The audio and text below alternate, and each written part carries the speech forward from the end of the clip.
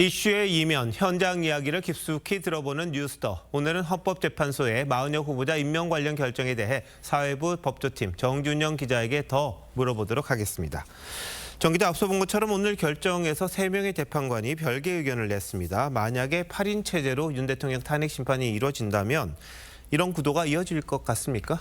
단정적으로 말하긴 힘들 것 같습니다. 일각에서는 보수 성향으로 분류되는 정영식, 조한창 재판관에 더해 오늘 김복형 재판관이 별개의 의견을 낸 것을 두고 희망 섞인 관측을 하기도 합니다. 만약 이 3명이 윤 대통령 탄핵 심판에서도 반대표를 던지면 8인 체제에선 탄핵은 기각되기 때문일 겁니다. 하지만 반론도 만만치 않습니다. 일단 윤 대통령이 임명한 정영식 재판관이 그간 탄핵 심판에서 보여온 모습에서도 예단이 쉽지 않다는 분석이 나옵니다. 정 재판관은 주심 재판관으로서 윤 대통령 측이 강하게 요구한 형사소송법 준용을 거부한다고 직접 밝힌 바 있습니다. 헌법재판소는 탄핵 심판이 헌법재판이라는 사정을 고려해서 형사소송법상의 전문 법칙을 완화해서 적용해 왔습니다. 다만 곽종근 전 특전사령관 증인신문 땐 윤 대통령 측에 유리한 증언을 이끌어내기도 했습니다. 인원이라 그랬어요? 인원. 의원이 아니고 인원. 인원들을 밖으로 끄집어내라. 이를 감안하면 재판관들의 이념적 성향이 윤 대통령 탄핵 심판에 고스란히 반영된다고 보기는 어렵다는 게 중론입니다. 실제로 한 전직 헌법재판관은 재판관들은 평의를 거듭하면서 되도록이면 만장일치 결론을 내려고 할 것이라고 했습니다.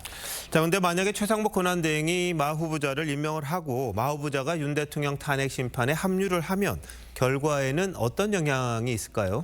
탄핵 인용 가능성이 보다 높아질 가능성이 있습니다. 법조계 안팎에선 현재 헌법재판관 8명을 진보 성향 3명, 중도 2명, 보수 성향 3명으로 분류해왔습니다. 여기에 마 후보자가 임명이 되면 진보 성향 재판관이 4명으로 늘어납니다. 탄핵 의결 정족수인 6명에 더 가까워지는 겁니다. 자, 그럼 마 후보자가 임명이 되면 윤 대통령 탄핵 심판에 곧바로 참여를 합니까? 꼭 그렇진 않습니다. 이미 윤 대통령 탄핵 심판 변론 절차가 끝났기 때문에 새 재판관이 심리에 참여하려면 재판 기록을 검토하는 변론 갱신 절차를 거쳐야 합니다. 이미 종결된 변론을 다시 열어야 할 수도 있고 선고 일자도 늦어질 수밖에 없습니다. 따라서 마 후보자를 탄핵 심판에 합류시키지 않는 선택지도 있습니다. 둘 중 어느 쪽을 선택하는지를 보면 헌법재판관 8명의 탄핵에 대한 생각이 어느 정도로 굳어졌는지 간접적으로 예측 가능하다는 분석이 나오기도 합니다. 이미 어느 한쪽으로 기울어 있다면 굳이 마 후보자를 합류시키지 않을 거고 반대의 경우라면 선고를 늦추더라도 구인 체제를 완성시키려고 할 겁니다. 자, 그러다 보니 윤 대통령 측이 구인 체제 완성을 위한 수순 아니냐 이렇게 반발한 거죠? 네, 맞습니다. 윤 대통령 측은 헌재 결정이 나오자 탄핵 인용 가능성을 높이려는 꼼수라며 즉시 반발했습니다. 탄핵 정족수를 확보하기 위한 하명 결정이냐며 헌재가 거대 야당을 위한 정치 세력이 되는 것을 선택했다고 했습니다. 민주당이 추천한 마 후보자 합류 가능성에 위기감을 드러낸 겁니다. 윤 대통령 측은 마 후보자 합류 시 재개되는 변론에서 엄격한 갱신 절차를 요구할 가능성이 큽니다.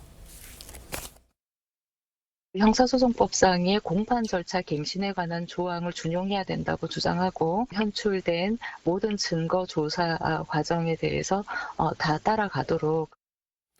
네, 마 후보자 임명 여부가 상당한 변수가 되겠군요. 정 기자, 잘 들었습니다.